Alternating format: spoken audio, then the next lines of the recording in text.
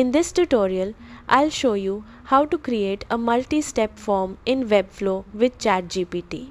Let's get started. Open your Webflow project and add a form block to your page.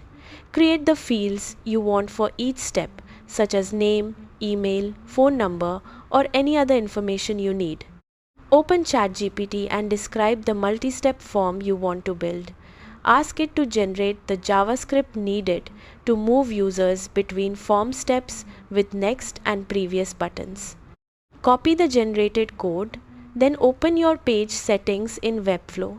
Scroll to the custom code section and paste the code before the closing body tag.